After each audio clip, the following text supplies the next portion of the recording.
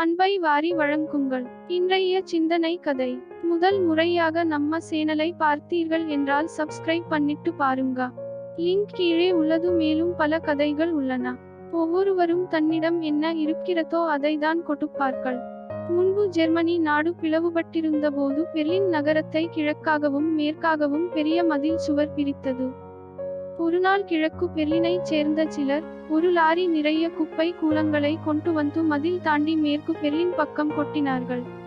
அவ்வளவு குரோதம்! மேற்கு பெர்லினைச் சேர்ந்த மக்களும் அதே மாதிரி செய்திருக்கலாம். ஆனால் அவர்கள் அப்படி செய்யவில்லை. மாறாக ஒரு லாரி நிறைய உணவுப் பொருட்கள், ரொட்டிகள், பால் பொருட்கள் மற்றும் மளிகை சாமான்களை கொண்டு வந்து மதில் தாண்டி இந்த கிழக்கு பெர்லின் பக்கம் அழகாக அடுக்கி வைத்து விட்டு போனார்கள்.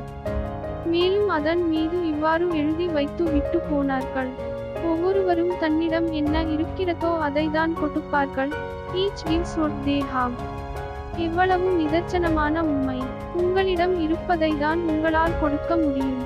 உங்களுக்கு உள்ளே என்ன இருக்கிறது?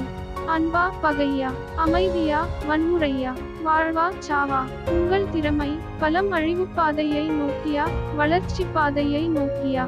இத்தனை காலங்களில் நீங்கள் அடைந்தது என்ன? ஒவ்வொருவரும் தன்னிடம் என்ன இருக்கிறதோ அதை தான் கொடுப்பார்கள். அன்பை வாரி வழங்குங்கள். அன்பு மட்டுமே இவ்வுலகில் நிலையானது. மதம், இனம் என்று பிரித்து பார்க்காதீர்கள். சிறு வயதிலேயே இந்த பழக்கத்தை பின்பற்றுங்கள். மனித நேயம் மட்டுமே